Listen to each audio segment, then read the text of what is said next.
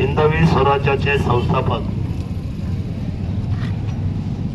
यांच्या जन्माने पुढे झालेली आपली शिवजन्मभूमी अर्थात चैतन्य महाराजांचा आशीर्वाद या भूमीला आहे. कपडदकेश्वर महाराजांचा सदैव हात आपल्या डोक्यावर आहे. ही खरं शिक्षणाची पंढरी असलेली ही ओतूर नगरी आहे आणि ओतूरच्या या मोनिका चौकामध्ये आज अतिशय ऐतिहासिक निर्णयासाठी आपण सर्व मंडळी आज रस्त्यावर आलेलो आहोत.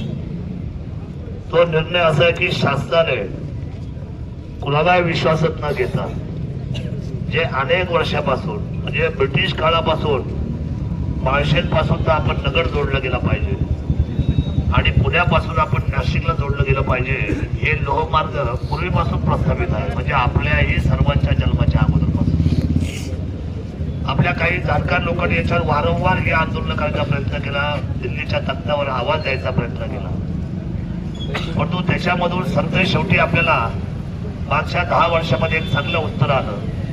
या एका मिटिंगला शिवाजीदादा आढळराव पाटील बरोबर मी सुद्धा गेलो होतो आणि राज्य शासनाने आपला वाटा उचलून आपल्या सर्वांना या रेल्वेचा मार्ग सुखकर करायचा म्हणून खरं तर पेपर नोटीस झाली, अधिग्रहणाला सुरुवात झाली, लोकांना पैसे द्यायला सुरुवात झाली. जे संमिश्र काही प्रतिसाद होता नव्हता, काही ठिकाणी मोठं मागायचं आहे त्यांचं असं म्हणणं होतं की आम्हाला जास्तीचा पैसा आला पाहिजे, काहींचं म्हणणं की आम्ही भूमी राहून जाऊ.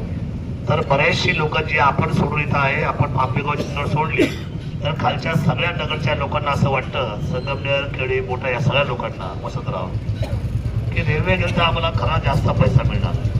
शेवटी शेतकरी आहे, संघर्षातून उभा राहणारा, सुख दुःख झेलणारा, आयुष्यभर या काळ्या आईची सेवा करणारा शेतकरी. पण याला सुद्धा माहित आहे की आपल्याला काय दिल्याशिवाय आपल्या भारताचा विकास होणार नाही, आपल्या राज्याचा विकास होणार. खरं जर करणं कोण असेल, दातृत्व कुणाच्या जर पोटामध्ये असेल तर ते फक्त केवळ शेतकऱ्यांचे. मग ही 5 धरणं जमिनी कुणाच्या गेल्या, शेतकऱ्यांच्या. पाट काढले, कालवे झाले, जमिनी कुणाच्या गेल्या, शेतकऱ्यांच्या. मोठे मोठे महामार्ग झाले, जमिनी कुणाच्या गेल्या, शेतकऱ्यांच्या.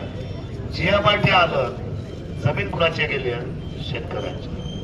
शेतकरी सारखं दातृत्व आता तरी मी होतो नशिबान आहे आताची पिढी का त्या कमीत कमी सरकारच्या या गोष्टी लक्षात आले की आम्हाला जमिनी विकत घ्यावी लागली. नाही तर इथून पुढचे जी आमची साधी मंडळी होती, आपले आजोबा पुजोबा खापर पंजोबा, अहो एवढे रस्ते झाले, एवढे महामार्ग झाले, एवढे आता सगळ्या गोष्टी प्रोजेक्ट आले, GMRT आली, आम्हाला काय दिलं हो यांनी? मनुष्य कुठे आहेत? काय दिलं आपल्याला? काय पैसे दिले आम्हाला? त्यामुळे हा लढा आमच्या दृष्टीने अतिशय महत्वाचा आहे. मी आधीच बोलणार नाही, फक्त 2 गोष्टी मी आपल्याला सर्वांना सांगेन. आंदोलनाची मेन कुठं आहे, आपण इथे जे महामार्ग रोखवून सगळं करू तेवढी आपल्यात हिंमत आहे. बिबट्याच्या वेळेला आपण आंबेगाव तालुक्याच्या मी गेलो होतो, हल्ला झाला तेव्हा सांगितलं होतं तुम्ही खाली बसू नका, मुख्य ठिकाणी चला, आणि आम्ही अवसरी पाट्यावर मोठं आंदोलन छेडलं. त्याची नोंद मुख्यमंत्र्यांनी घेतल्या, तातडीची बैठक लागली. ते होईल, पण जर नगर जिल्ह्याचे पालकमंत्री जर रेल्वे तिकडे घेऊन जायचा अट्टास करतात तर आम्हाला सुद्धा पालकमंत्री आहे की नाही? काय नाव आहे त्यांचं? पालकमंत्री नाव काय?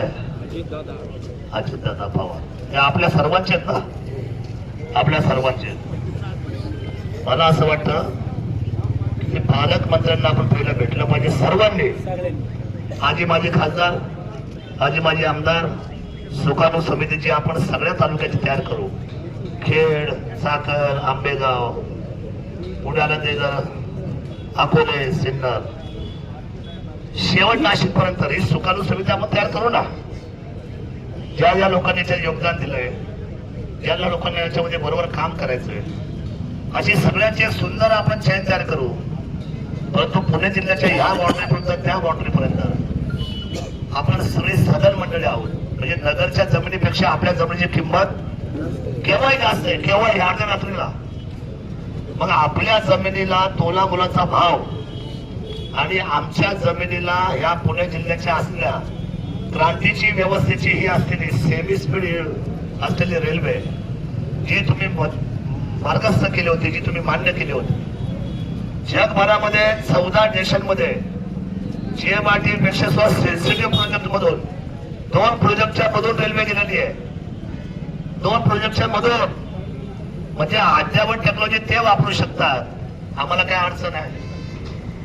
आदरणीय सन्माननीय पालकमंत्री अजितदादा यांना भेटून आपण निर्वळीचा इशारा करूया आणि त्यांना सांगूया की जसं तिकडून नेतृत्व जबाबदारीने बाहेर पडले नगरचं, तसंच पुणे जिल्ह्याची खिंड, पुणे नाशिकची तुम्हाला आमच्या शिक्षणासाठी लढावीच लागेल. ही भूमिका आपल्या सर्वांना घेऊन त्याच्याकडे जावं लागेल. शेवटी ते आपले नेते आहेत, शेवटी त्यांच्या शब्दामध्ये धाक आहे, वजन आहे. राज्याचे उपमुख्यमंत्री आहेत आणि ह्या भागात राहतात. त्यांचा जिल्हा कुठला आहे? पुणा. आपला जिल्हा पुणा. हे सगळं करू आपण, त्यांना सांगून सगळं करू. त्यांना सोडून काहीच करायचं काही. जे करायचं ते त्यांना ठरवून करायचं. त्यामुळे इथले सुद्धा जेवढे शेतकरी जो मार्ग त्यांनी निवडला होता त्यांच्या सुद्धा मी गाव बैठका घेणार आहे उद्याच्या 2 दिवसामध्ये अर्जंट. हिवऱ्यावाल्यांचं काय म्हणणं आहे, कोडदवाल्यांचं काय म्हणणं आहे, नारायणगावला काय म्हणत आहे, पुढे आल्यानंतर वडगाव, काजळी, आळे, संतवाडी, कोळवाडी यांना विचारत पण घेतलं पाहिजे आपण. शेतकऱ्यांना विचारत घेऊ आणि त्यांच्याशी चर्चा करून उद्या असं होईल ही लढाई लढत असताना असं नको व्हायला. नाही साहेब आता मला नाही जमायचं. हे व्हायच्या अगोदर अंतस्थ व्यवस्थेची मागणी आपण करणं फार गरजेचं आहे. या लोकांना आपण विश्वासात घेऊन चर्चा करू आणि आदरणीय पालकमंत्र्यांना बरोबर घेऊन मला खात्री आहे ही शिवभूमी कधीच पराभूत झाली नाही.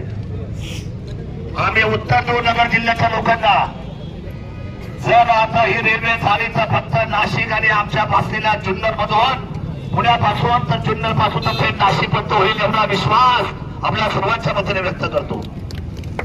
नाही का कुठून होईल? झाली तर प्रभाकरजी झाली तर कुठून होईल?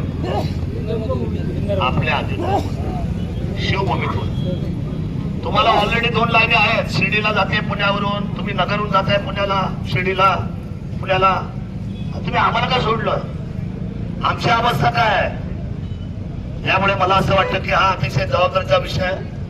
मध्यंतरी मला काही लोक म्हटले की दादा तुम्ही लवकर आंदोलन छेडा, एवढं आंदोलन आपण सगळे एकत्र करू सर्व पक्षीय, पण जुन्नर तालुका आपण एकत्र होईलच. त्या प्रसंगामध्ये शिवाजीदादा आढळराव पाटलांनी पूर्वी काम केलंय. डॉक्टर अमोल कोल्हेने सुद्धा अतिशय प्रकटपणे आपली मतं मांडलेली आहे. ते सुद्धा अतिशय जबाबदार लढतायत. मनातले किंतु परंतु आणि पक्ष सगळे बाजूला ठेवा. काय होतं कधी कधी पक्षाचं एवढं वेळ लागलेलं असतं आपल्याला तर आपण आपलं ठेवतो झाकून आणि लोकांचं पाहतो वाकून. ही सवय झालेली आपल्या सर्वांना.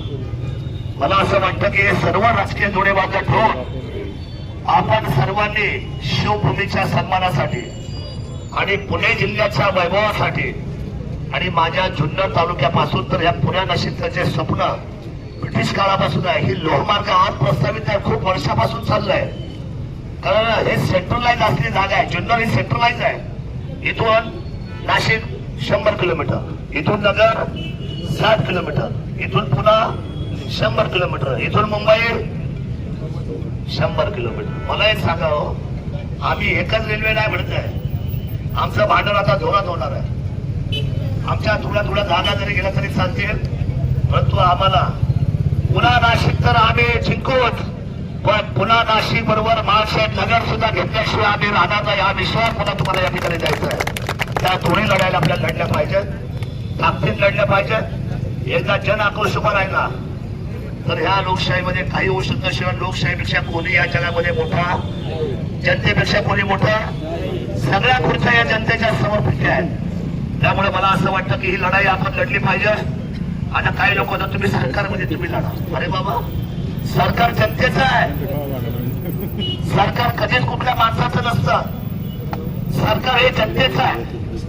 समजा आता मुख्यमंत्री देवेंद्र फडणवीस आहे, मला विचारलं मुख्यमंत्री कोण, मी काय सांगणार? देवेंद्र फडणवीस. समजा वसंतरावच्या पक्षाचे असं गृहीत धरा, मला माहित नाही त्यांचा पक्ष, आपण विचारतो तर वसंतराव मुख्यमंत्री कोण? हा काय विषय येतो का? राजकीय विषय राहू शकत. ही लढाई आहे, ही लढली पाहिजे आणि ही लढून जिंकली पाहिजे. संघर्षात जो आनंद आहे तो दुसरा कशामध्ये नाही. तो संघर्ष आपण सगळे मंडळी करूया. तमाम ओतूरकरांनी एक क्रांतिकारी पहिलं पाऊल टाकलं, तसं ओतूरचं कौतुकच केलं पाहिजे. कारण वारकऱ्यांचं पहिलं पाऊल रामकृष्ण हरी मंत्र कोणी जाईल जगाला, ओतूरने दिला ना, कोणी दिला?